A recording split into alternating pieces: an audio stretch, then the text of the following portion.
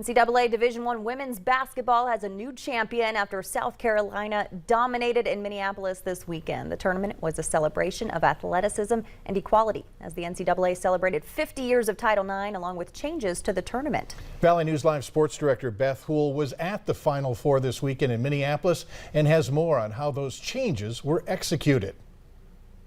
Yeah, thanks to a few TikTok videos last year by Oregon women's player Sedona Prince, there was a call to action for the NCAA to change their approach to the women's basketball tournament. And 1 year later, things look and feel a whole lot different. March Madness, a tradition even the less enthused sports fan will often find themselves partaking in. But for college women's basketball players, it was a tradition reserved for the men. That's right. Up until this year, the term March Madness was reserved exclusively for the men's tournament. The idea that you couldn't even say March Madness until this year seems crazy to me and nonsensical. So for the first time, this year's women's tournament included 68 teams and March Madness branding, just like the men's tournament. The changes are two of many that have come after a third-party review found that the organization's, quote, structure and systems prioritize Division I men's basketball over everything else in ways that create, normalize, and perpetuate gender inequities. So the review was important, and I do have to give kudos to the NCAA because they hopped on it very quickly, right? It was embarrassing what happened at last year's tournament, and it was very visually embarrassing, and to their credit, they got on it right away. It's unfortunate that the discrepancy was as stark as it was, and that something like sort of as insignificant as a weight room fortunately brought light to the much bigger discrepancies that existed. See, the weight room was only an issue because we were in a bubble. In the other however many years we've been playing in the NCAA tournament, I've never had a player asked to go to a weight room. Not one.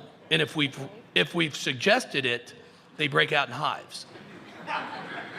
So that to me obviously was a huge faux pas by our committee to not have an idea of what the men were doing. But to compare that, I think that got blown way out of proportion.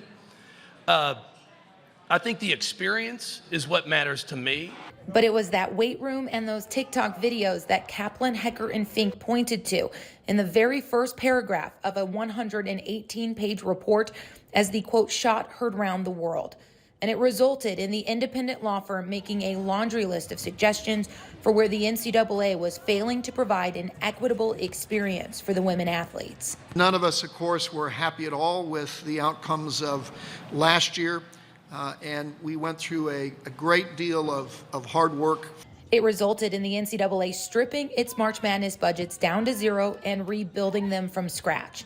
The Kaplan report, as it's commonly called, included several core recommendations related to systemic issues, ranging from swag bags and hygiene kits to the stats and press conferences available for the media to be able to cover the games at the same level they cover the men's, to the entire game day experience, from everyone, from the fans to the athletes. And it was an overarching experience that the NCAA was able to make drastic and immediate changes to over the last 6 months. We're really proud about the fact of where we are today, but as I want to emphasize is that our work is not done around this championship, and also as we work with other stakeholders in women's basketball. The priority this year around this championship and over the course of the last 6 months was the student-athlete experience. I think they've had a great experience. The signage, the things they've done, the player lounge in the hotel, I think they've enjoyed that. They've got a nice little parent room now for the players and the parents to be able to be in the hotel as well. Yeah, from that side of it, I think it's been better. We've definitely noticed more attention brought to it. Right when we got off the plane, there was a welcoming party, which was really cool. And it just, I think it's important because women's sports are important and equality is important. And we appreciate that the effort that's been put in place to make that better. And we're looking forward to just the continued effort. The Kaplan report highlights 65 gap areas between the men's and women's tournaments. And the NCAA reports 50 of those have been closed with funding, and at least a dozen others were addressed with non-monetary changes. Still, those that know women's basketball best say it's a more systemic problem that branches out further than just college women's basketball. I think it's all of our jobs. We all have either sisters, daughters, nieces, women that are suffering because they're not getting the resources or they're not getting the support that they deserve. I call it hot dogs for the girls and steak for the boys. And it will be a great time when you don't need Title IX. But unfortunately, in our world, there's discrimination still against women, and we need to keep battling. And an important part of that battle is how we talk about women's sports.